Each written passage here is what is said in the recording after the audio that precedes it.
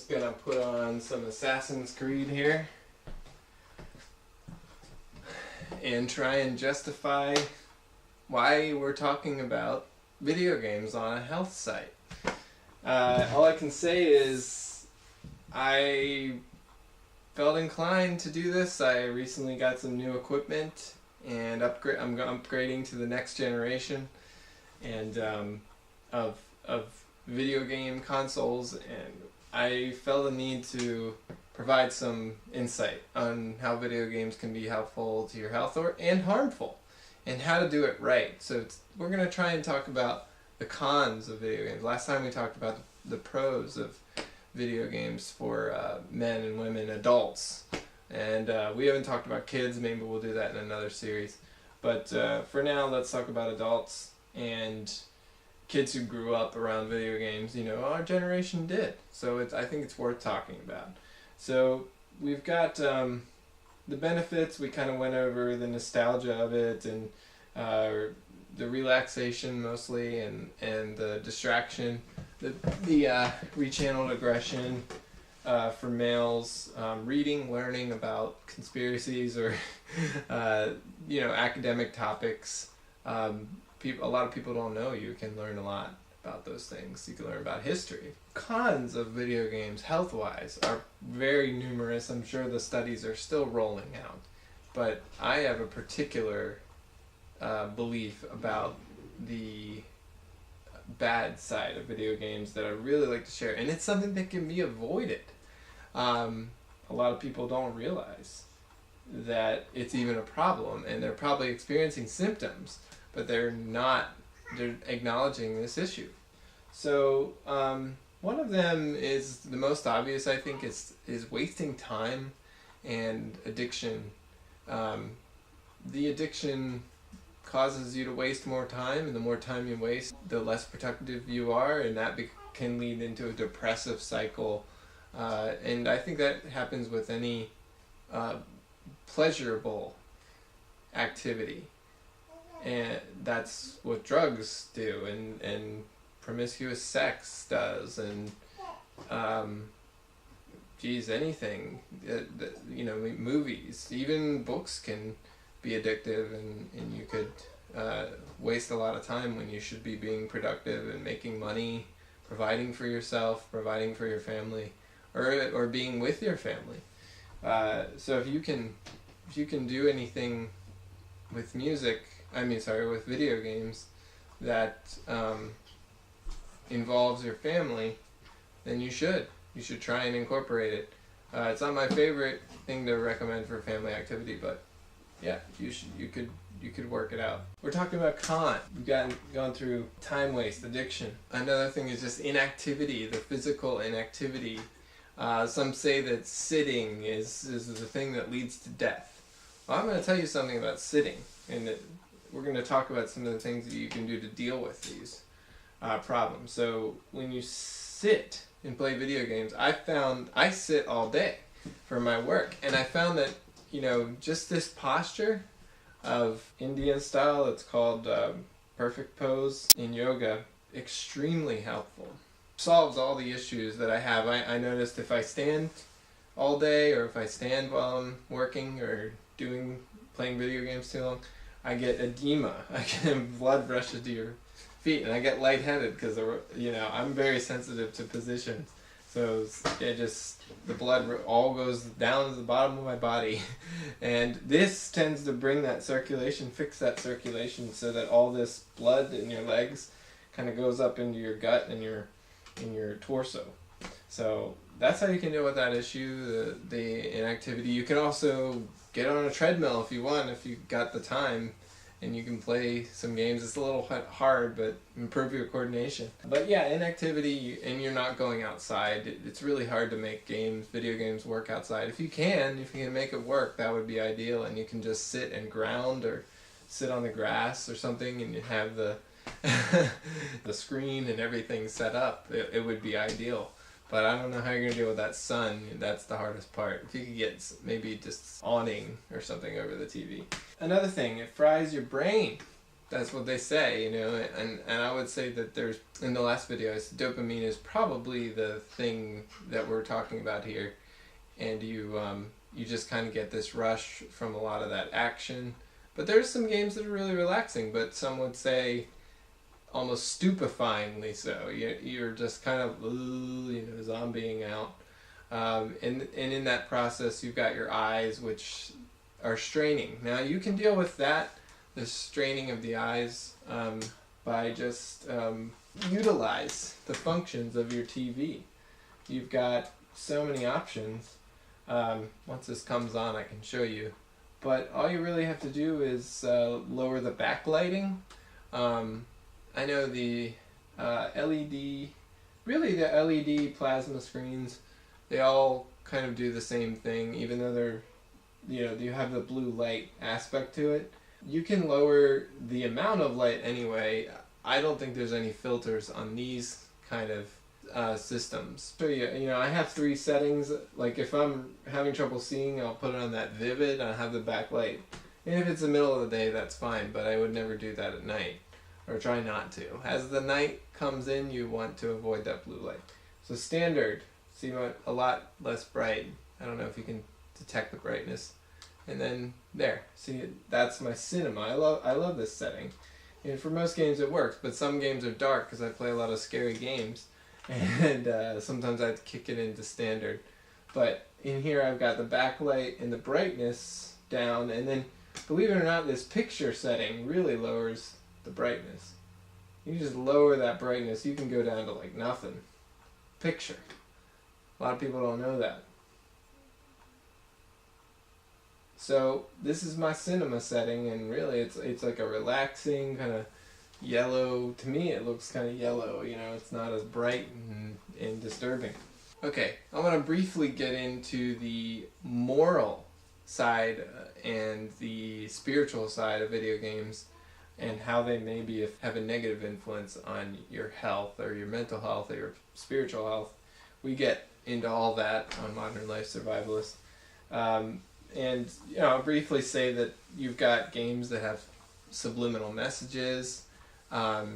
You've got, I had mentioned before that they talk about history, they talk about the New World Order, and they talk about the behind the scenes in the military industrial complex. Well, some of that might be misleading you, and some of it has occult symbolism, and some of it has real occult imagery.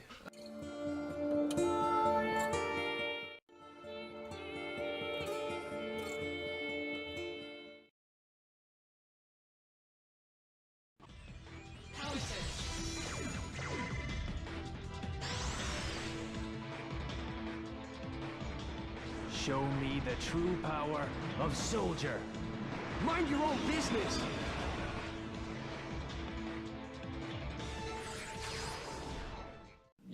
Pentagrams, and some of the games I play Silent Hill, and I am just somewhat fascinated. It draws you into that esoteric spiritual side. Did you get the seal of Metatron? What's that? You don't have it? Leonard was carrying it. You mean this thing? So I would just be careful to protect yourself, build a hedge of protection. Don't make it your life. Try and lighten it up a little bit, read some scripture, and spend some time in prayer, and try to build up some spiritual defenses. You might learn something that can help you if you look into some of this stuff. And I learned some about kind of the different mystery religions and the occult and how they veil essentially Wicca and Satanism in these things. So you have games like, some of them in my opinion take it too far. You've got like Dante's Inferno. I never played because it has nudity and it has sexuality, because I'm a family man and I believe in keeping the mind pure and the body pure. So I try not to look at pornography and things like that. Pornography and images that might cause one temptation or distract. I know a lot of you guys out there are like, oh, well, it doesn't affect me. And to that, I just kind of say, well, you're a better man than I. I don't know what to tell you. But I would say that if you're a family man, you've got kids, or even if you're a single guy, it's not beneficial. It's not going to get you anywhere to look at pornography. We won't talk too much about that, but you can get desensitized by the violence in video games, and I do play violent video games, but well, I don't know what to say. I mean, I'm not going to say that it's good. I'm just going to say that it's a potential thing. It's a potential issue. In the games, I try not to carry out frivolous acts. A lot of these games are sandbox. You have an open reign to do what you want. You can go and murder, people on the street, like in Grand Theft Auto, if you want. And I just don't indulge in that. But just removing that level of pain and responsibility and simulating violence, I don't believe it's going to make you crazy. I just really don't buy that.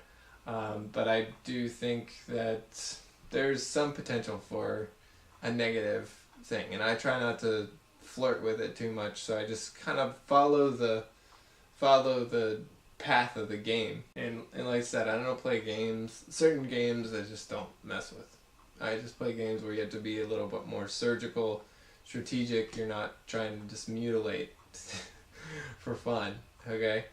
So, some purpose to the killing is all I can say. Physically, we're getting back into the physical. It collects dust, and it collects chemicals and toxins. I know that seems weird, but I'm very allergic to a lot of things, and I've noticed that games I buy at thrift stores, I buy used a lot, have a chemical smell. So I just have to keep them clean, or I just am very aware of the smell or my reaction to it, and just keep your stuff clean and do some spring cleaning. I probably should do some spring cleaning here. This is where I keep all my games. Cartridges get a little dusty, and systems, and there's all this dust you've got building up, and dust tends to harbor mold and toxins that might overwhelm your system. Okay, we're talking about the cons of playing video games. I went over inactivity, how it affects your brain and your eyes. I know that the blue light can affect your eyes, and we went over that. Spiritual side and bad things about that, about playing video games, and how they moth and dust doth corrode. Physical collection. Some people keep a digital thing, but I'm sentimental, so I keep physical video games. I think it's really cool to do that. Maybe call me materialistic, but I just like to have it. Like to have something to look at and to hold. Briefly wanted to get into the social side of video games, the negative side. We talked about in the pros of video games, how it can be very social and gives you something to talk about. But there's an antisocial side.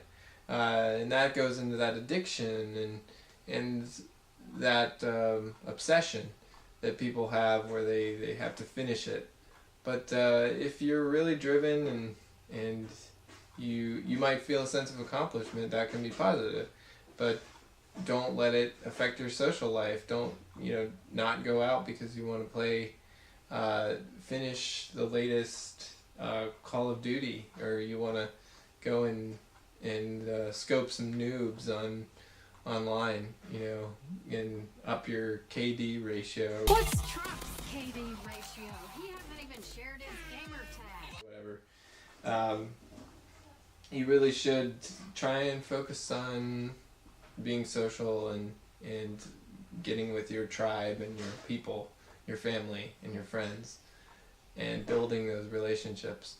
Also, a possessive side that young kids, I will briefly touch on that. I've noticed that kids tend to really argue and fight over that, over the possession of video games and whose turn it is, and that I've seen to be really negative. So I think that there's something to that, but at the same time, turn that around if you're a parent, and you can make it a way to learn about sharing and being patient. The biggest one, I almost forgot. EMFs. That is the biggest problem with video games. We're going to do a whole video about that, but I'll briefly say that a lot of people are doing... I've met people at GameStops, and I've been all around this world, and they're like 20-year-olds to 30-year-olds who work there, and all these kids are getting carpal tunnel syndrome, and they're, you know, some of them are having digestive issues, some of them are just having fatigue or insomnia, and, you know, they're on their cell phones all day too, and a lot of people don't realize that EMFs are known to cause these problems. For me, it was digestion. That was the biggest thing that I learned. I realized I was having gut issues, or my intestines would start to hurt, just like right here, and it would just feel like a pinching feeling, like someone was twisting my gut, twisting a knife or something in my gut, and all I had to do was just get rid of all the EMFs in my environment, and it made all the difference. So we'll get into that in the next video, but I just want to put that out there. The EMFs are a big con to video games, and you can control it. You need to get wired. You need to get wired controllers, and you need to use systems that don't broadcast Wi-Fi constantly, which is what an Xbox 360 does. And of course with Wii and the new Wii systems, the newest generation, you're having issues with that. Xbox 360 and Xbox One are very persistent broadcasters, and we're just going to talk about that. We're going to talk about how you get around that and how to enjoy some video games for relaxation in a way that's responsible for your health and your family's health, and that doesn't introduce radiation into your home.